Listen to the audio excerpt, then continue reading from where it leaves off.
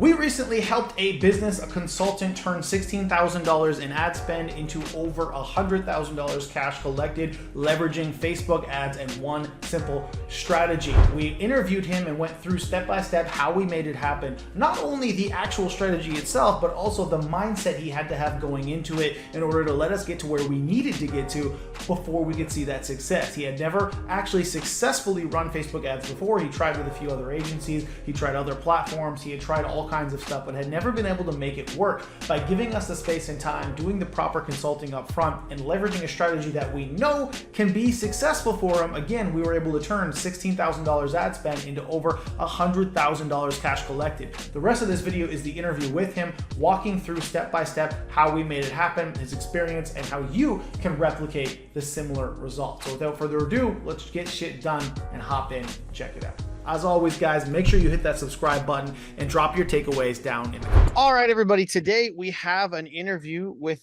one of our favorite clients, Justin, and he is the owner operator of Trend Candy. We've been working with him for a long time. He just said 2 years. I don't think it's been 2 years, but it has been a long time that we're working together. We're bringing him on here today because, one, yes, we did turn about $16,000 in ad spend into about $100,000 in the last couple of months, but that wasn't something that happened overnight. And I really think that it's good for you guys out there, all you agencies out there, to also see the journey you have to go through to be successful with client, to be able to be the expert that really they're hiring you to be. Because we've done a lot of testing, we've tested a lot of platforms, a lot of campaigns, a lot of different audiences and stuff, to get to the point where we got this kind of a result.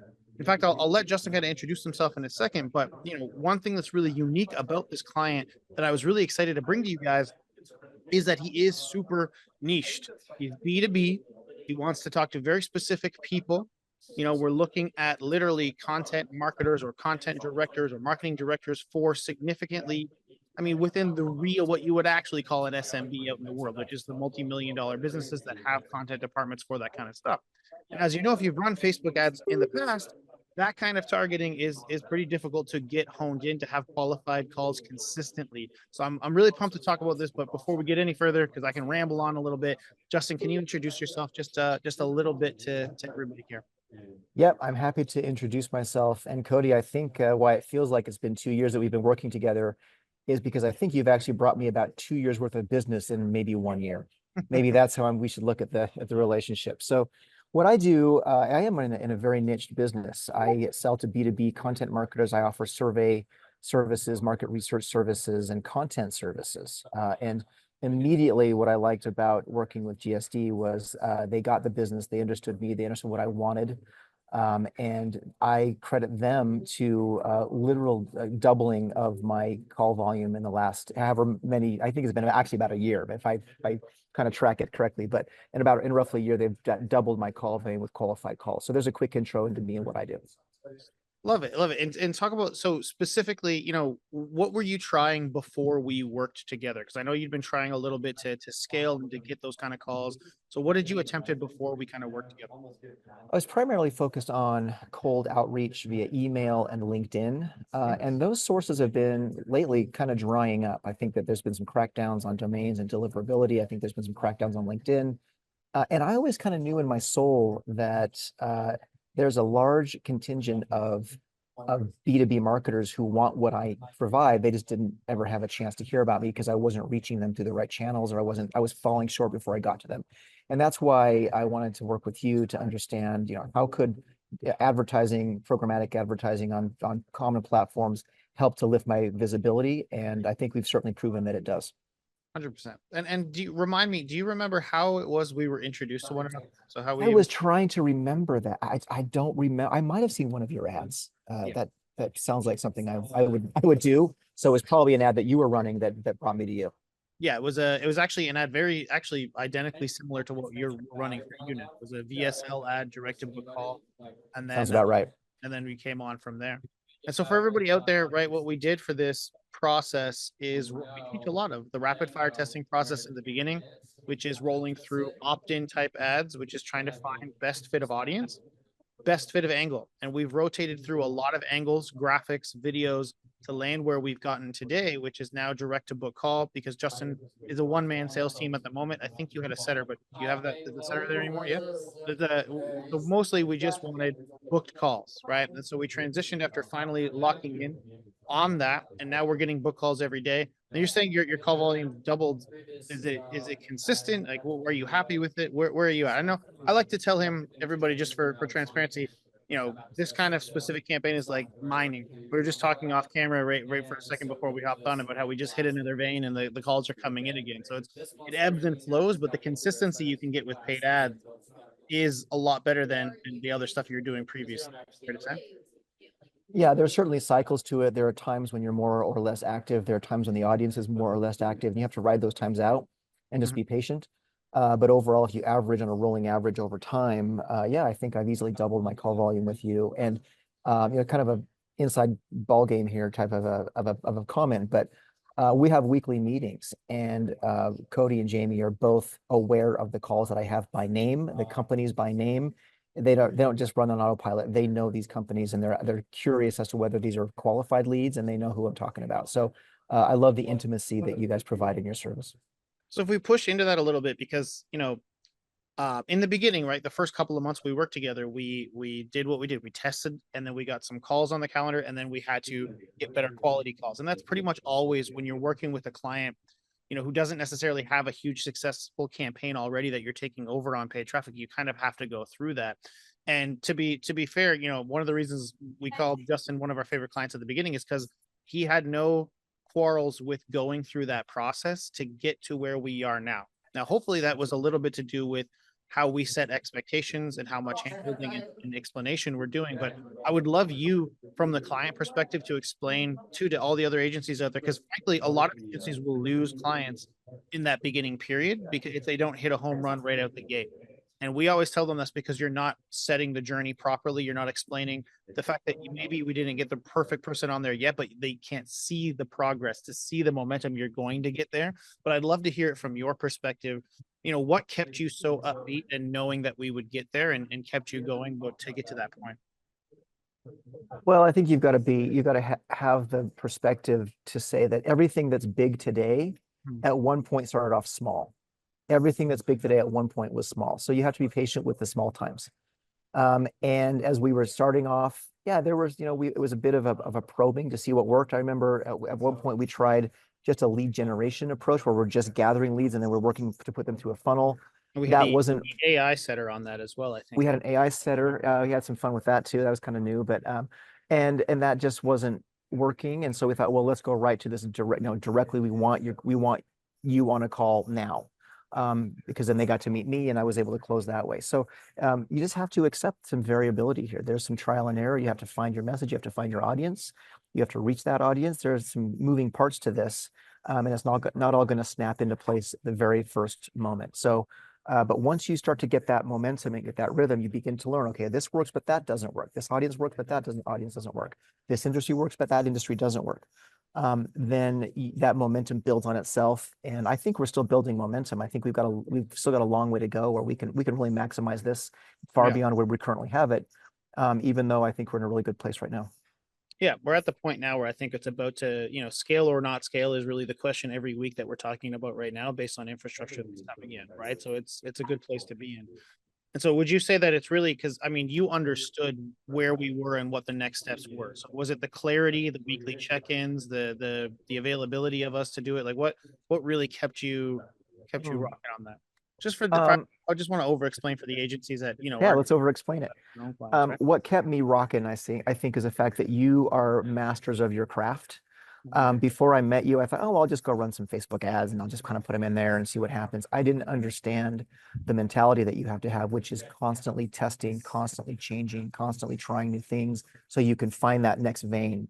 And now that I see what you do, there's no way in hell I could do that. Like I'm too busy with my own niche, trying to create my own, get my own clients work done and trying to make them happy. I couldn't do that. So you guys are very deep in understanding how this works. You seem to be pretty on top of new technology. You guys are all over that AI thing. As soon as there were tools there, you wanted to bring them in and start testing there. So I think what keeps me rocking is just I have confidence in your process and your people.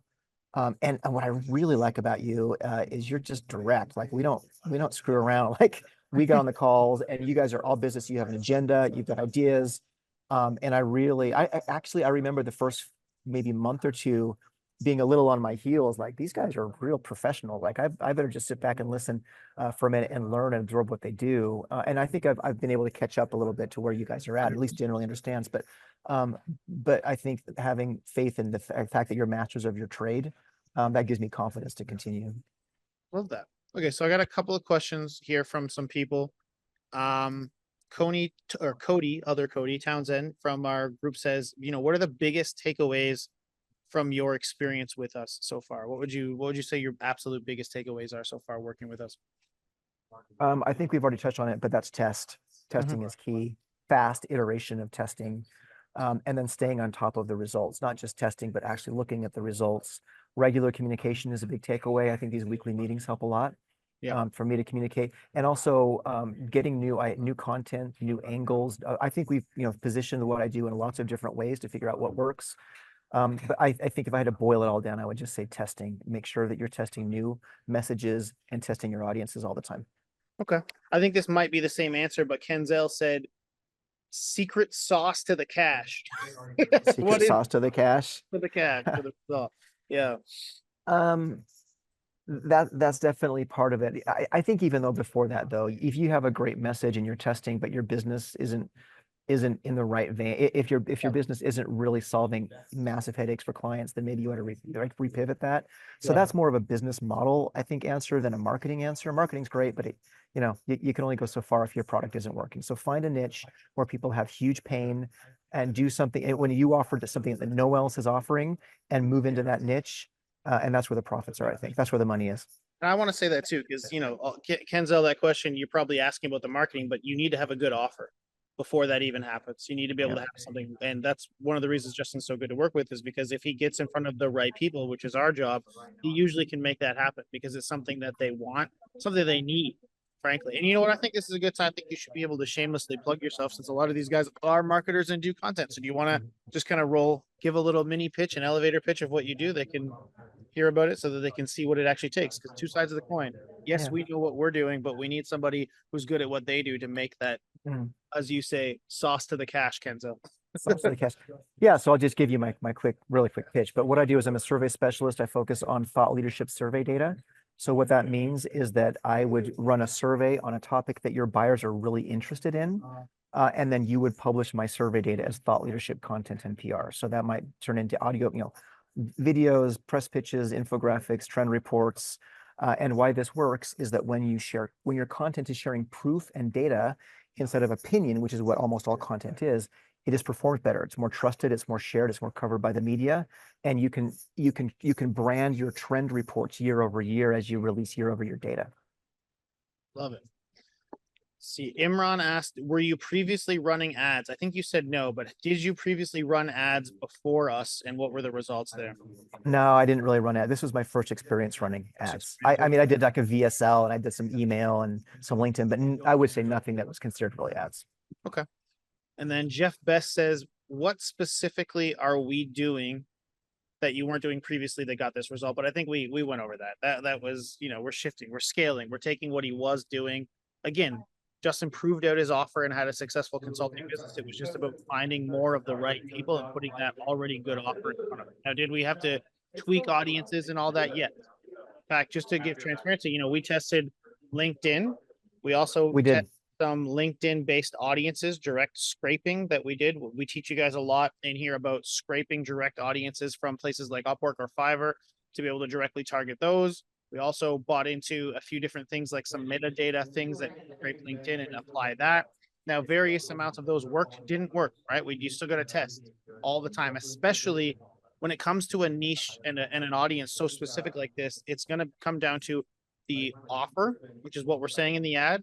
It also came down to, we've moved into a lot of video so that Justin could pre-educate some of these people through him because he's very good on video and he's willing to shoot a lot of them. It's helped us a lot to have him educating people through those videos before they even get to the landing page and then be able to push that through. So you got to go through your process and you got to have your client bought in. So if you were if somebody's on the fence to either learn how to do ads from us or to leverage us like you have to run their own campaign, what would you say to them? Well, you're probably like where I was before I met you. It's really interesting. I have spent my whole career in marketing. I have a master's degree from Northwestern University, which is probably one of the finest marketing institutions in the world. I have learned a ton from working with GSD, a ton. And it's funny, maybe a lot of you are kind of entrepreneurs or solo entrepreneurs like me.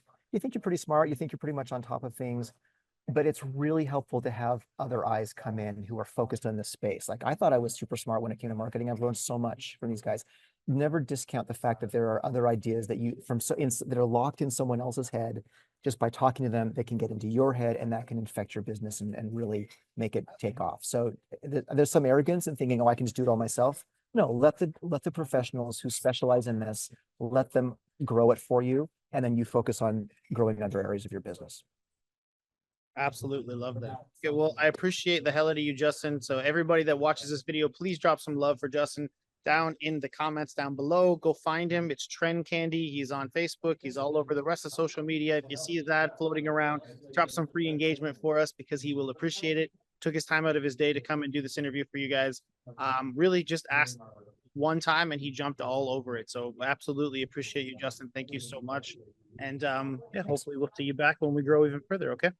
Been a pleasure. Thanks, everybody. Thank you so much for spending the time to watch that amazing training. Like I mentioned previously, my intention is for you not just to watch that training, but if you got something out of it, if you think this information is useful, I want you to continue that journey with us. And you can do that in a couple of ways. One, I want you to smash that subscribe button so that you get notified every single time we put another one of these out, which will be at minimum once to twice per week. The other thing I want you to do is go ahead and click that next video right there beside you so that you can dive in and get shit done. Hope to see you out there.